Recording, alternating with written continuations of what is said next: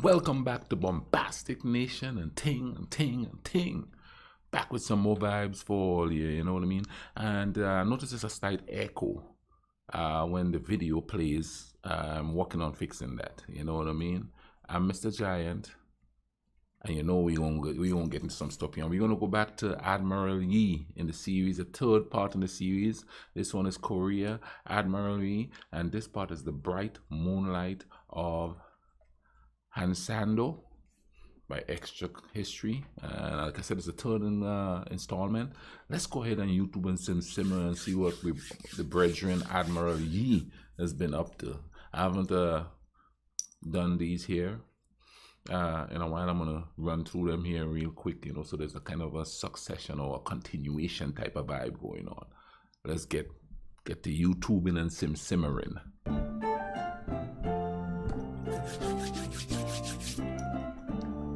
The king had fled from Seoul. The court was making the arduous trek to Pyongyang. Half of Korea was already in Japanese hands. Yi Il, the very same man who had once tried to pass his negligence off to Yi Sun-shin, was the commander of the Korean army. His forces were routed in battle after battle. Essential fortifications and choke points were abandoned, surrendered with barely a fight. Then, in the Battle of Cheongju, the regular Korean forces under the command of a man named Shin Rip were annihilated. This is the moment that forces the king to abandon his capital. This is the moment that leads many to fear that Korea as a nation may not survive. But on the very same day that the king fled from his seat, Admiral Yi was destroying the Japanese fleet in Okpo Harbor. Admiral Yi doing his thing. thing. Lived in a handful of ships plying the coast. For 3 weeks after Okpo, Yi gathered charts, scouted out the enemy fleet, and waited for his secret weapon, the turtle ship, to arrive. Then his spies reported to him that the Japanese were anchored at Sachun. This was too near his personal headquarters for comfort, so it was time he tested out the turtle ship. It was time he drove them off. But when his tiny fleet of 26 ships arrived outside Sachun, he saw that the Japanese arquebusiers had taken up positions along the cliffs above the harbor. If he were to attack, they could pour down fire on his ships. He pondered this for a moment. Then he sent a small detachment to sail within sight of the Japanese fleet. Once they were sure the Japanese had spotted them, they turned and fled, and the Japanese gave chase. But the retreat was feigned. As soon as the Japanese fleet entered open water, Yi fell upon them with his entire force. His turtle ship plowed into the middle of the Japanese armada. Cannon fire rang out from all sides. Ships splintered and burned in the setting sun. The Japanese tried to close in, but they couldn't manage to board the covered turtle ship. With the Korean warships surrounding them and the turtle ship in their midst, the Japanese fought a hopeless battle until all 13 of the ships that had pursued the Koreans to open water were at the bottom of the sea. Wow. Not a single Korean vessel was lost. After the battle, as his commanders gathered for a debriefing, Yi loosed his coat, pulled out a sword, and dug out a bullet that had lodged in his shoulder. His sub-commanders were amazed. To maintain morale, Yi had let no one know that he'd been injured in the fight. But as they all sat dumbfounded, Yi simply began to brief them on what to do in case of a counterattack. Wow. The next day, local fishermen reported to Yi that the Japanese were anchored at Dongpo and that their men were sacking the city. Yi ordered his fleet to move with all haste. He would not let another Japanese slaughter go unanswered.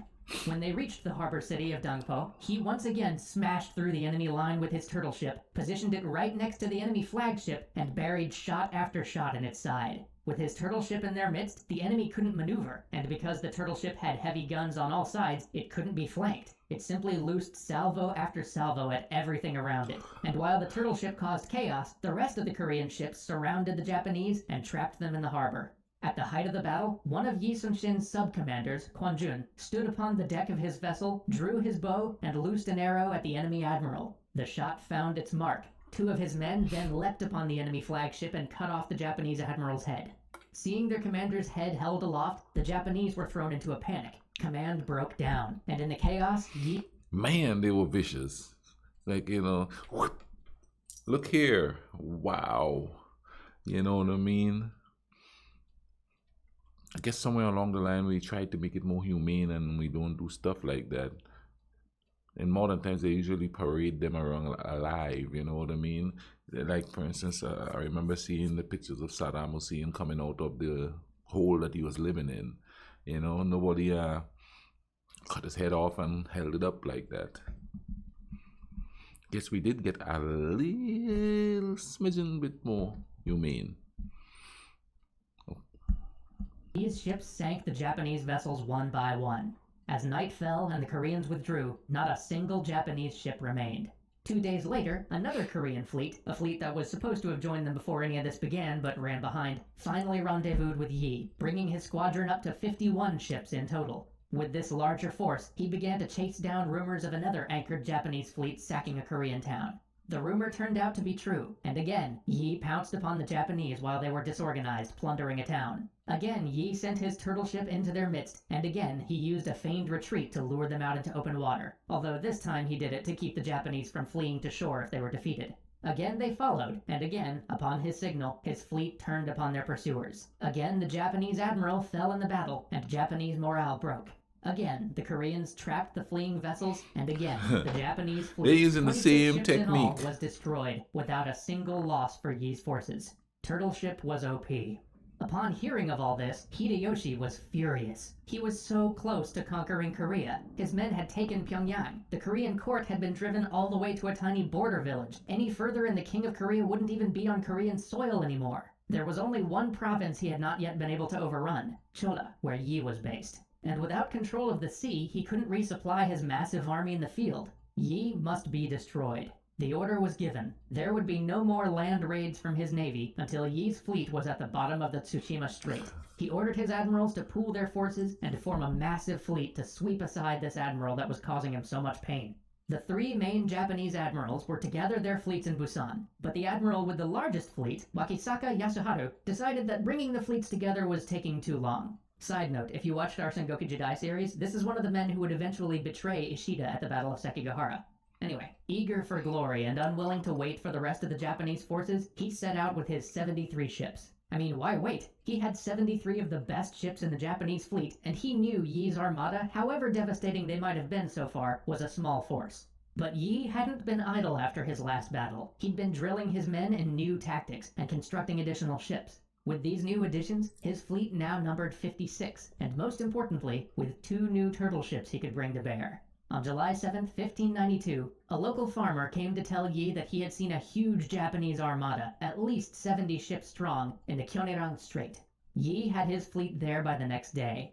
Knowing that he couldn't maneuver in the strait, Yi sent out 6 of his ships to lure the Japanese, and sure enough, the entire Japanese force followed at all haste. But this time, the Japanese faced yet another surprise. This technique of luring out the Japanese had been working so well that Yi had trained his men in a special formation called the Crane's Wing, where they would form a U around the enemy vessels that chased his ships, compressing them from all sides, making them easy targets, and leaving them no room to maneuver. The Crane's Wing descended. The sound of cannon fire ripped the air. One of the largest naval battles in world history raged for hours. But when the smoke cleared, 47 of the Japanese ships were sunk and 12 were captured. Only 14 of them escaped to the harbor at Busan, and still, not a single Korean ship was lost. Wow, Yi is doing his thing, Yi boy. was informed of the location of the other 2 admirals' fleets. They were anchored together at Ungolpo. Yi saw the opportunity for a decisive blow, and so he set his vessels fresh off the last battle towards another attack. This time, though, no matter what he tried, the Japanese refused to be lured out of their position. So Yi sent his ships in small assault squads, using their superior range to hammer the largest of the Japanese ships, then moving clear so another squad could circle in and fire. The battle was long and bloody. Though still none of Yi's ships were sunk, between the action outside of Kyonerang and the Battle of Ungolpo, hundreds of his sailors were wounded. It was the most damage the Japanese had done to Yi's fleet to date. But the majority of the Japanese fleet in the harbor was destroyed. Only a few ships remained, and these Yi ordered not to be touched, because many of the Japanese soldiers had fled to the nearby shore, and, as he said, many brigands escaped into the mountains where local inhabitants have taken refuge. If all the Japanese ships were to be burned, the brigands would massacre Korean citizens in revenge. As he expected, instead of slaughtering the peasants in the hills, the Japanese boarded their remaining boats and slipped away in the night. 6 days later, upon hearing the news of these calamitous defeats, Hideyoshi ordered all offensive naval operations to cease. From now on, the Japanese Navy would only guard the passage to Busan. And so, with one stroke, Yi destroyed all of Hideyoshi's hopes for invading China. And without being able to resupply from the sea, even the Japanese efforts on the Korean peninsula were in jeopardy. The supply lines to the forces occupying Pyongyang were sorely stretched, and pursuing the Korean court any further became effectively impossible. Though the Korean army had been beaten on land time and time again, Yi had saved Korea. But the war wasn't over. Join us next time for Yi's attempt to land a finishing blow, treachery, and perhaps the greatest last stand in naval history. Wow.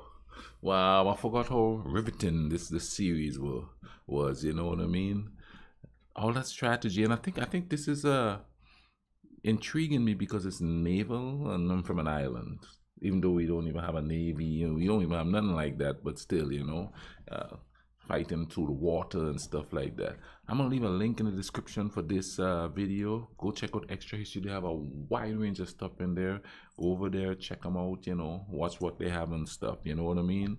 And as always, man, y'all take care of each other, okay? Cool runnings.